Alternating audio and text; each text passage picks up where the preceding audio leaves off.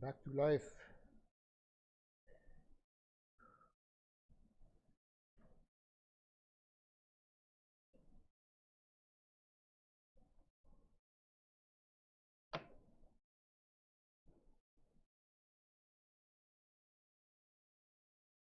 Okay, we're ready then to pick it right back up with point 9. I don't think we need to stop and rebound. Everybody should be okay. We just got done praying. So we're going to just pick it right back up in our class with point 9. We're still talking about verse 7. And point 9 says, then we have the final phrase, comma, concerning you. Quote, concerning you, period, end quote.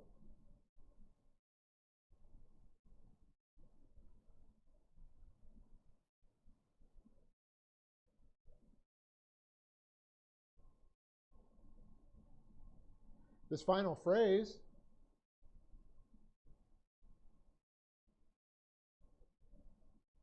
is added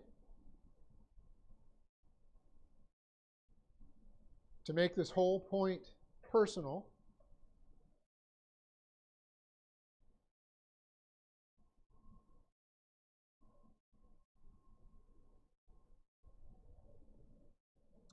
To each and every believer, period.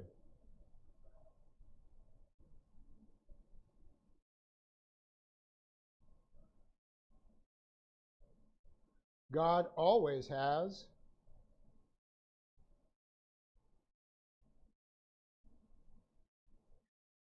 you at the forefront of his mind.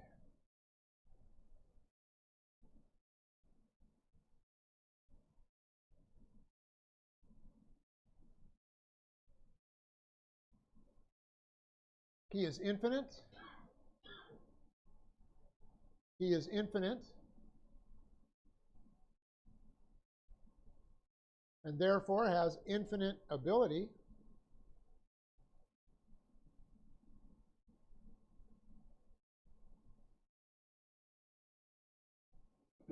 to have an infinite number of things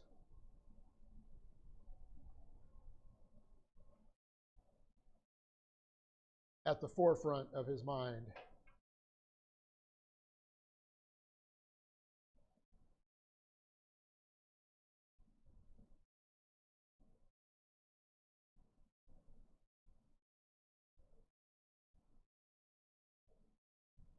So Peter is making it clear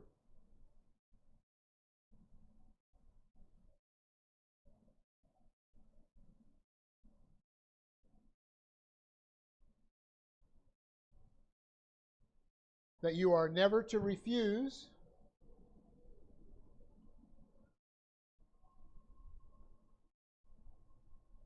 to use the faith rest technique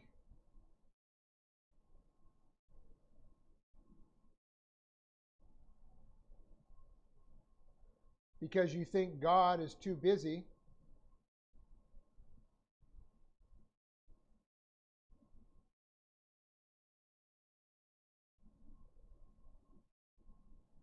with someone else.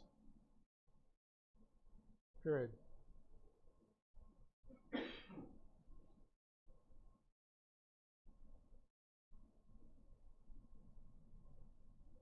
The fact that, quote, it always matters to him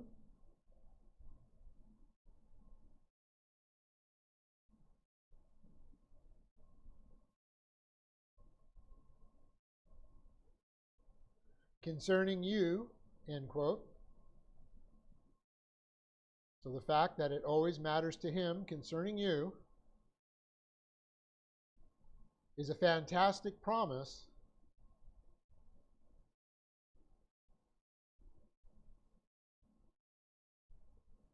that should be at the top of your promise list.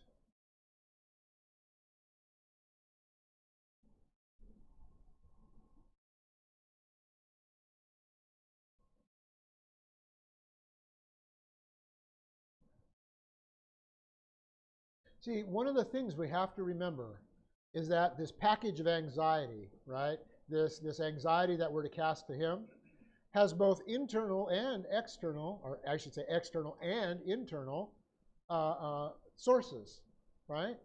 We have the external sources associated with the fact that we have to deal with people, we have to deal with systems, we have all the various testing that's associated with out there, right? That can lead to worry, fear, anxiety, frustration, all of those things. But it doesn't stop there. It also has the internal things that we want to do to destroy our own happiness, like self-pity, self-righteousness, arrogance, implacability, all of those things. Anything that's going to take our eyes off of the Lord and put them on us. Those are things that are in that package that we're supposed to cast to Him. Okay? So there's no such thing as feeling sorry for yourself. That's one of the human things that we all love to do. Oh, gee, that person said something to me. I'm going to go, feel sorry for myself. Or such and such happened to me. How could God let that happen to me? I'm going to go feel sorry for myself. You know, it's internal as well as external. Okay? So this promise should be at the top of your promise list. Continue the point. But remember, the concept is conditional. Hyphen.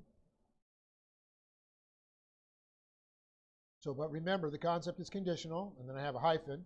You must be grace-oriented.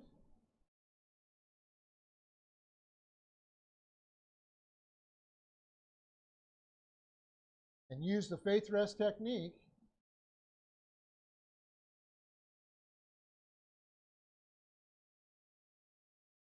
to be in God's plan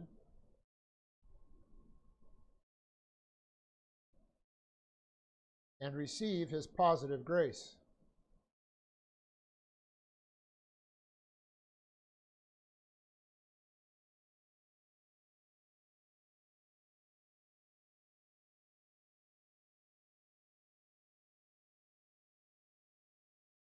No grace orientation, comma.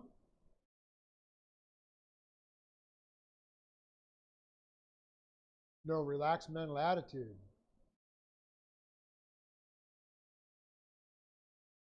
No relaxed mental attitude. No growth.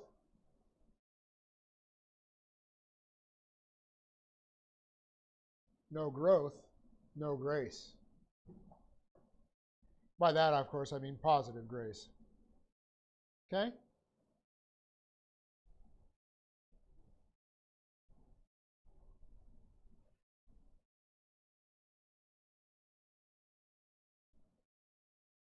So again, verses 6 and 7 together say, Therefore, humble yourselves under the authority of the mighty hand of the God, in order that He may exalt you in the proper / appropriate time, after having cast all your anxiety on Him, because it always matters to Him concerning you.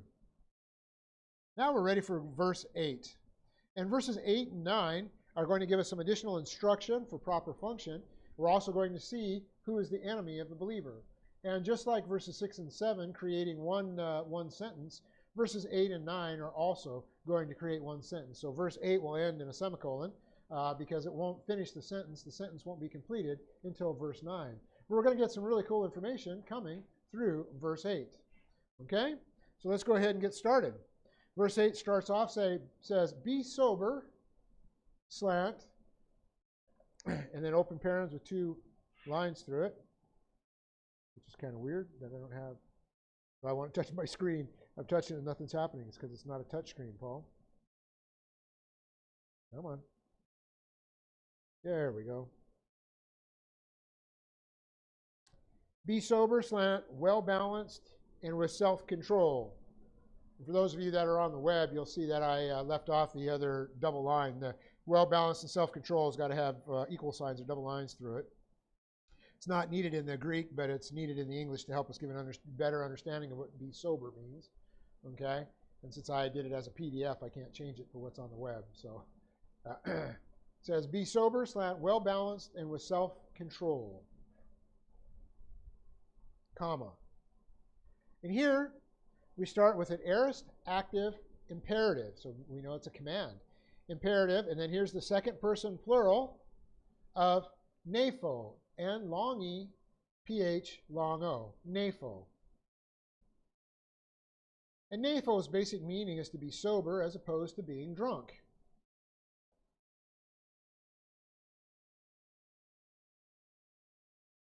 It's then extended figuratively to mean to be free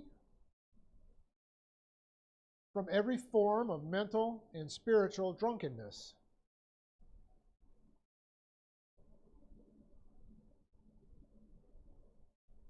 From excess, rashness, confusion, etc.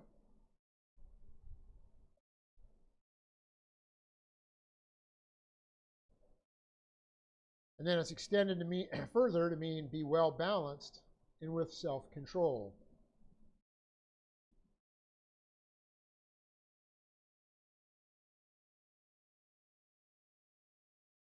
Of course, we understand that means to be using doctrine and logic in your right lobe to control rather than your emotions. So we just had this divided mind. Remember, I was saying, that leads to the emotion. Well, this is the opposite. This is telling us to not use our emotion. The aorist tense is a constative aorist, which means always be in this condition. The active voice means that the subject, or y'all, as given by the second person plural, are the ones performing this action or are supposed to perform this action because the imperative tells us that it's a command. So Peter is saying, always be sober, well balanced. Okay? And so he's commanding that we use our doctrine to stay in self-control. We end this phrase with a comma. Next, we have be alert, vigilant, period. Now I know I said verses 8 and 9 are going to give you a sentence. Well, it's after you start this sentence, because verse 8 isn't over. So verse 8 starts another sentence that goes all the way through verse 9. So we have be alert, vigilant, period. So I have two very quick commands. Be sober, well balanced and with self-control. Be alert, vigilant. This is the aorist active, another aorist active. Imperative, it's another command. Second person plural of the word Gregorio. G-R long E, G-O-R-E long O. Gregorio. And with the proper accent in the Greek, it's Gregoretto. So it's not really Gregorio, it's Gregoretto. And the eh is what's accented. That's what this is. Obviously, is an accent. So it's Gregoretto. I said Gregorio because that's actually where we get our English name, Gregory. Okay, if your name is Gregory, you're supposed to be vigilant. Okay, or alert because the world needs more alerts. That's how I used to say. Anyway, and this means basically to stay awake or to be watchful.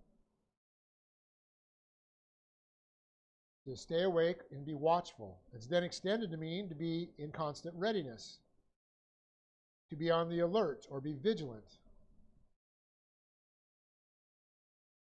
And then finally, it's extended to mean to remain fully alive or be alive as opposed to being asleep and dead.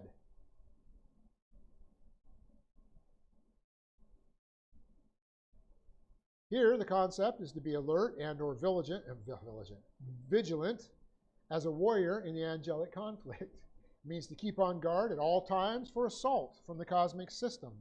And we end here with a period. So it's just two quick commands. Be sober, so that well balanced and self-control. Be alert, period. And now we're going to get some more information as to why it's so important to be sober and to be alert. Okay? Your adversary, the slanderer, devil, comma.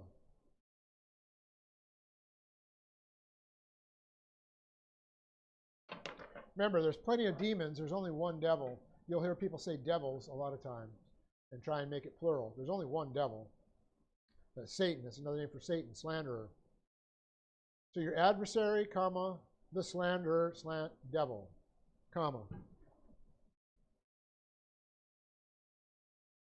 We're going to start with our normal formula for unemphatic possession. So we start here with the nominative. We have the masculine nominative singular of the articular noun antidikos. Antidikos, A-N-T-I-D-I-K-O-S, antidikos.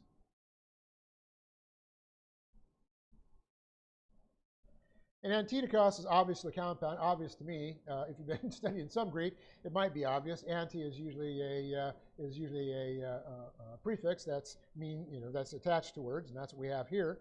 So this is a compound from anti, meaning opposite or negative, right? Antithesis is the opposite of the thesis. Anyway, anti meaning negative, and then dike meaning right or just. And so literally the word would mean against justice. But what it actually means is close. It means basically one who brings a charge in a lawsuit. It means the accuser or the plaintiff in a lawsuit. So this is a very legal term, and that's what I was telling you. We were going to start getting into the angelic conflict and where the concept of the angelic conflict being like a court of law comes from. This means to be the accuser or the plaintiff. It's then extended to mean one who is continuously antagonistic to someone else, meaning an opponent or adversary.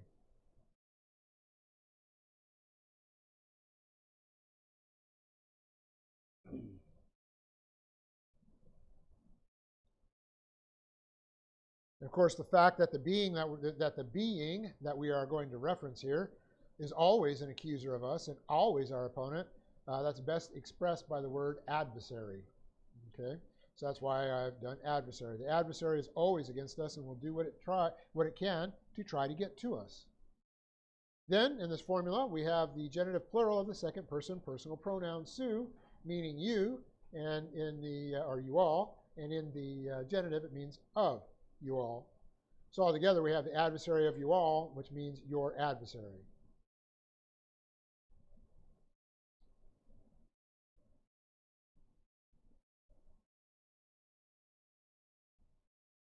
And then we have a comma.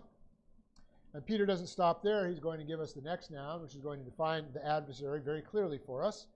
We have the masculine nominative singular of the noun diabolos.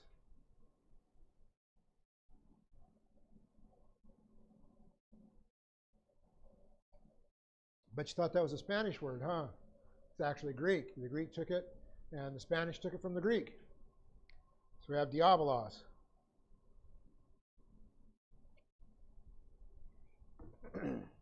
When we get to the analysis, we're going to see some information associated with the compound diabolos, because it turns out diabolos is actually a compound.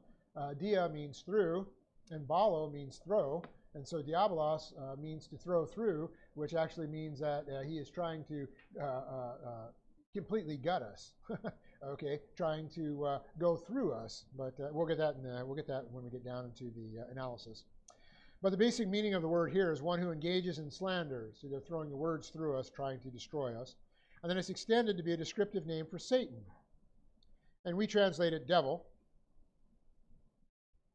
And so I've included both meanings to make it clear as to the efforts of the devil, as well as the fact that Peter is talking about Satan as the devil. So we have slanderer, I kept the basic meaning, and then devil to tell you who exactly it is. So slanderer, devil. And we have another comma. So we have your adversary, the slanderer, devil. Then we're going to get a little bit of information as to what this slanderer, devil is like. Okay, he's not just going to tell us what he does, but he's going to describe him a little bit further. We have as a continuously roaring lion, comma.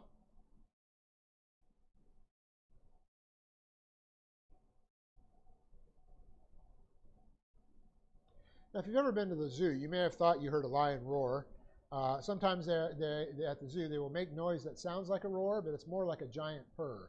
Okay, if you've heard a real roar from a lion, it is, and we're going to find out, it's very paralyzing. It's a very terrifying sound. Okay, and they don't do it very often. Okay, so it's kind of interesting. Melissa and I, shortly after we got married, we were over in San Diego at the outdoor theater there. And we were watching A Midsummer Night's Dream, which, of course, is a Shakespeare play that takes place in the forest. And the outdoor theater is right next to the San Diego Zoo. And so it's kind of interesting because it was a nighttime performance of this play. And while we were watching the play, you could hear the animals as they were getting ready to bed down, and they were making all these kinds of noises and stuff. And there was a lion that actually roared, and the whole audience, you could just see everybody in the audience, you kind of had this goosebump and chill associated with that roar. It was very, even the actors stopped for a second to let the noise go through, right? Anyway, so we have as a continuously roaring lion. We start this phrase with the conjunction hos, or hos, excuse me, H-O-S, long O, H long O-S, hos. And hos means the manner in which something proceeds. So we have as or like, and here the best translation is as. This is then followed by the present middle participle, masculine nominative singular, of an onomatopoetic verb. And remember, onomatopoetic means a word that sounds like what it's representing. And the onomatopoetic verb here is oruomai, O-R-U-O-M-A-I. And oruomai is supposed to sound kind of like a lion, roar, oruomai. Anyway, and it means to roar, or the sound that a lion makes.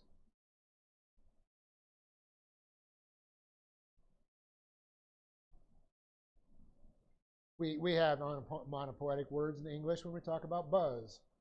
Buzz is an onomatopoetic word. It's the sound that a bee makes, buzz, or hiss for a snake. That's what that means.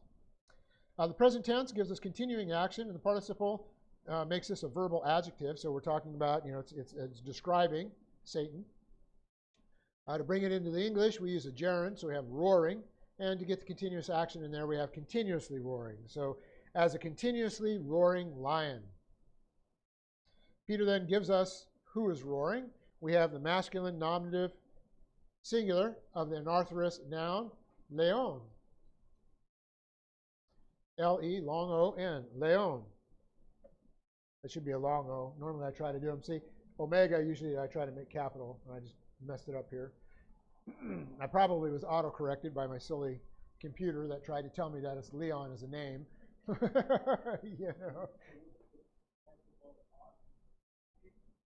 This mark right here, that's a rough breathing, so it's not just os. You have the H, os. If it's a smooth breathing, it would have the other way, like this one. Oruomai, that's a smooth breathing, so you don't have horuomai, you just have oruomai.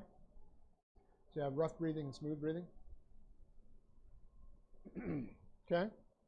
So leon, of course, is transliterated. Remember the difference between transliterated and translated. Translated means you take what it means and make it into your language. Transliterated means you just take what it is and convert the letters into your language.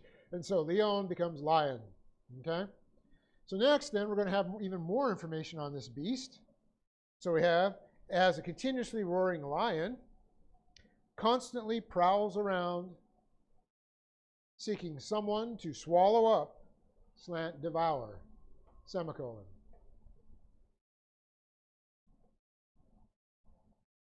And I know it's a long phrase. I could have chopped it up into little pieces, but I wanted to keep it all together. We have constantly prowls around, seeking someone to swallow up, slant, devour, semicolon.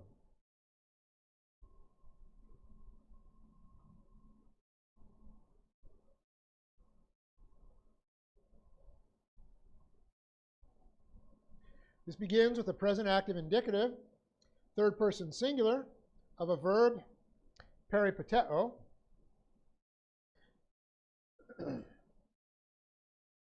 And peripateo means basically to go around here and there, walking around, to go about or walk around. If you're a fan of the Australian when he was talking about the walkabout, it kind of means that. We know that because peripateo mixed with peri for perimeter means, when we talk about a peripateo, a perimeter, going around a perimeter. Anyway, never mind. That's not it. Perimeter is peri plus meter, sorry. Peripateo just means to walk around. It's extended to mean to walk about or to be walking as on the prowl. And so when we're talking about a lion, when you're talking about the animal, it becomes the way the animal walks, and so we're talking about a prowl. The present tense gives us continuous action. The active voice means that the subject's doing the action, and the indicative mood, of course, is a mood of reality. So this is telling us this is really what Satan does. He walks around prowling. And we have the constantly prowls around as the best translation in this context. And then we have the present active participle, masculine nominative singular of zeteo. DZ long E, T short E, long O. Zeteo. Zeteo means basically to try to find something, to seek, or to look for.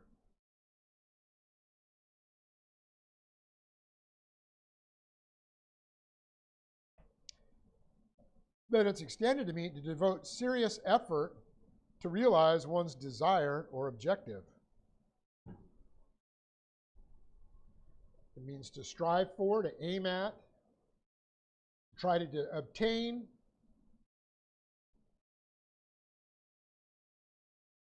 Etc. It has because it's active, it has the concept of the individual working diligently to get what he's trying to get. Okay? It doesn't mean just to sit back and receive something. It means to go out and go for it. Okay? Probably like a lot of the speeches that happened during graduation recently, either last month or this month. There's someone in the speech talking about, now that you're graduating, you've got to go out into society and you've got to reach for this and go for the golden ring and all of that kind of stuff. You can't expect to just sit back and be given it to you unless, of course, you're in a socialistic society, which we're going into. But anyway, the idea here is to, sorry, I couldn't get that out. I couldn't not get that out. But anyway, the idea is to actively go after something, okay? Then we have the masculine accusative singular of the indefinite pronoun tis, T-I-S.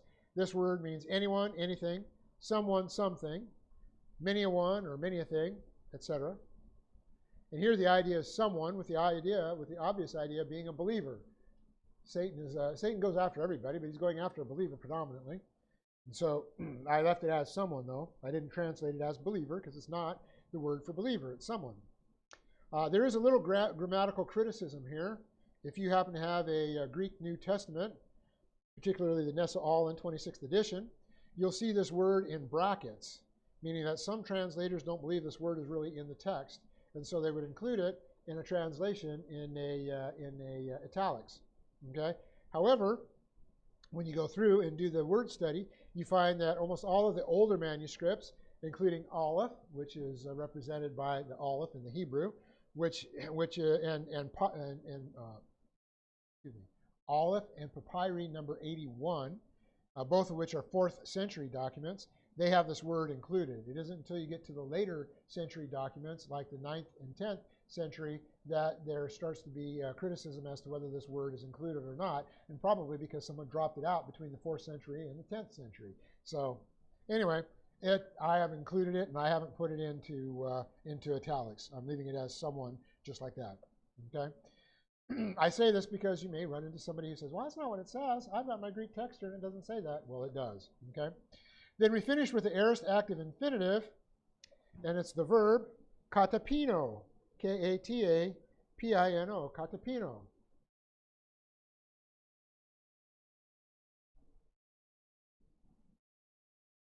And that's not that dish that's made out of a bucket of fish that gets fried up. That sounds very close to that. But anyway, katapino is a compound from kata, meaning down or upon, plus pino, which means to take in liquid internally, or in other words, to drink. Okay? So together, it means to drink down. And this is very close to what the word actually came to mean. It means to swallow or to swallow up. It's then extended figuratively to mean to destroy completely or to devour. And here in our context, with the lion in view,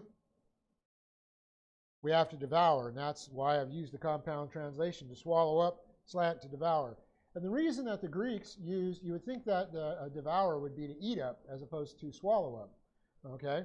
But the Greeks used swallow up for the devour concept because if you eat up, you may have bones left over. That means you didn't eat the entire thing, right? You have bones left over, or you have the offal, the guts, okay, or the things like that. But when you swallow up something, hopefully whatever you're swallowing doesn't have bones. When you swallow it up and you swallow a whole cup, when you're done, the cup's empty. There's absolutely nothing left over.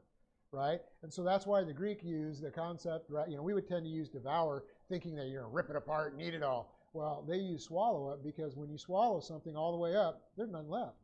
You've devoured it. Okay, so that's what we have here. That's why devour, and many of the English translations say devour, and they're correct this time using that word. Okay, and then we end the verse with a semicolon in the Greek because we end it with a semicolon in the Greek, and therefore we get a semicolon in the English. And the reason is because the sentence is going to go on into the next verse. Okay, but we're done with verse 8. So verse 8, so far, all the way, says, be sober, slant, well-balanced, and with self-control. And because I did a copy and paste, oops, I'm touching the screen again.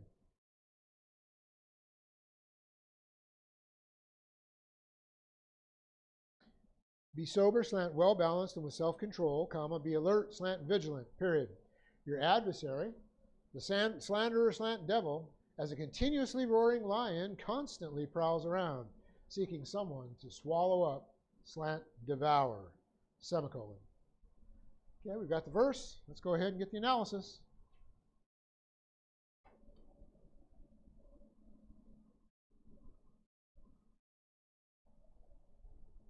I always love how in less than 15 minutes or 20 minutes, I can give you everything that took me hours and hours and hours to put together. You know, I feel like a cook, right? You know, poor cooks that take all day to make a Thanksgiving dinner and then it's done in 20 minutes, right?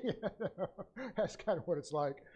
Okay, so the meal, giving you a hot meal analogy continues. Okay, so point one.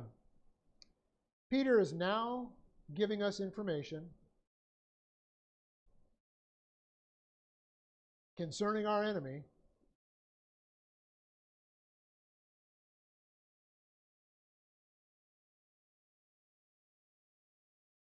and what we are to be on the lookout for.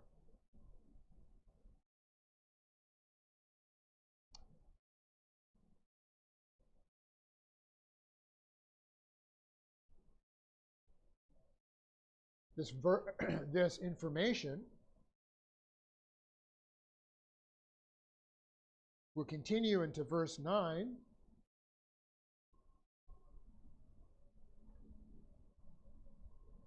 Which will give us what we are to do.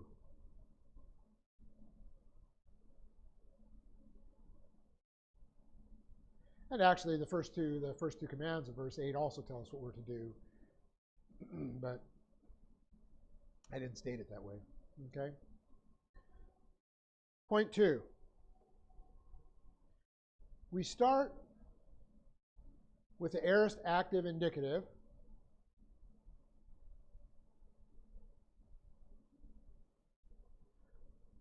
Of napho, that's N long E, PH long O,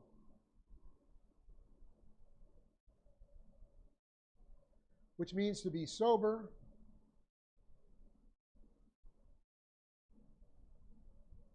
as opposed to being drunk.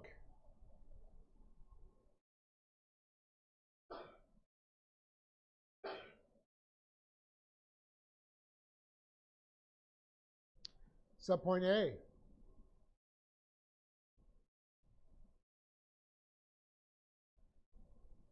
The Bible does not prohibit drinking,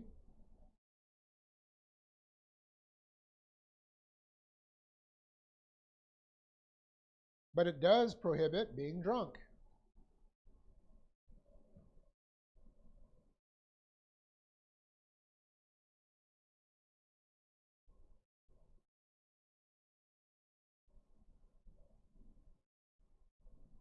That is because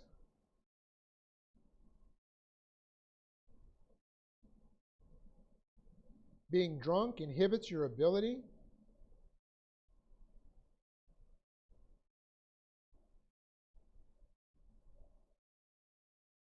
to properly use your right lobe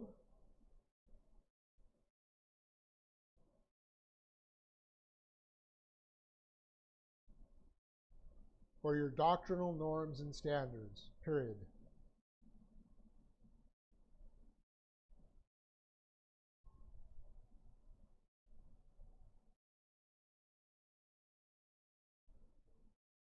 when you're high or when you're drunk, the Bible also gives prohibition against pharmakeia, against drugs, right? So when you're high or drunk, you are in a chemically induced emotional state. Your logic, your thought process, the ability to have the capability to form thoughts and stuff in your right lobe starts to disappear. The drunker or more drunk that you get, the higher that you get, the greater this emotional response becomes. Right? You've all seen the TV shows, or maybe you know individuals, when they get drunk, they're all weepy and it's all emotions and, oh, I shouldn't have done all that, and all that kind of stuff, right? Or they get to, like Jack used to say, when you got drunk, you wanted to fight, right? It was all about fighting, right? That's not thinking, that's emoting. In this case, emotion was anger. In some other people's cases, emotion self-pity. In others, it's jocularity or horrible humor. Whatever it is, it's not rational thought. Okay, and so it becomes reaction. People say something to you, people do something to you, and you react. It's not thought. That's why the Bible tells us not to drink to the point of excess. Okay. So it inhibits your ability to properly use your right lobe or your doctrinal norms and standards. Continue the point. That is why this word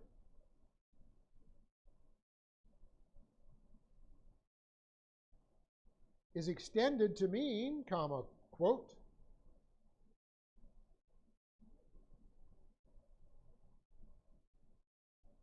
to be free from every form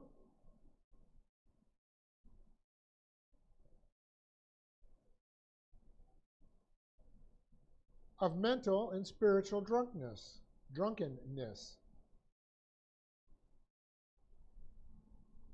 Comma.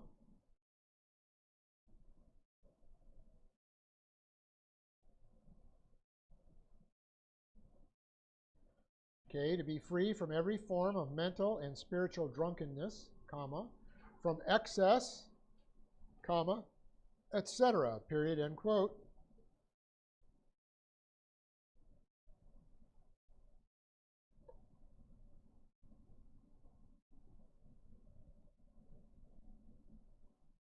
This then is extended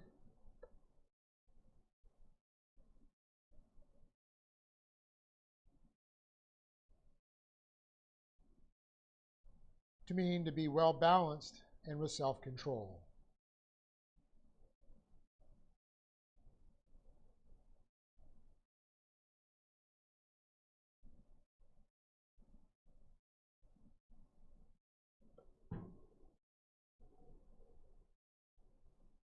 Subpoint B.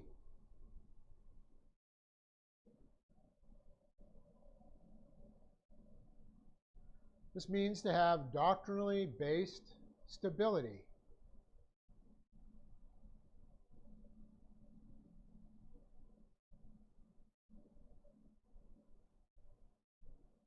Or the antithesis of being in reversionism. Period.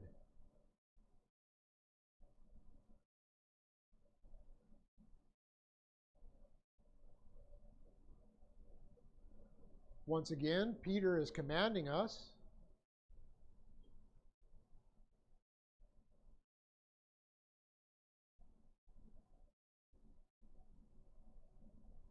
to be believers who are growing. Who are mature and or growing.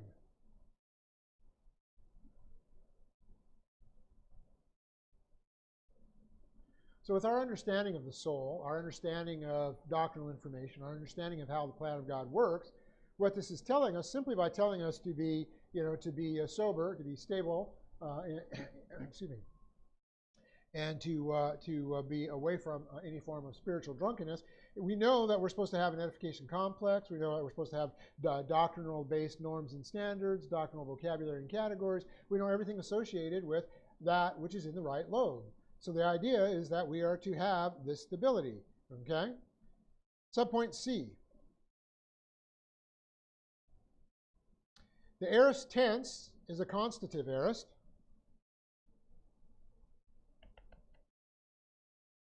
meaning that this activity is done constantly.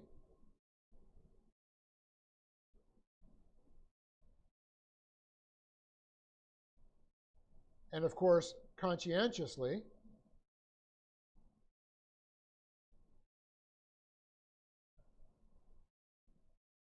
Means we're thinking about it and doing it properly with our own thought.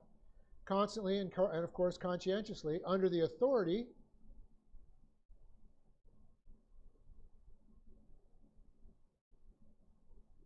of the doctrine in your soul.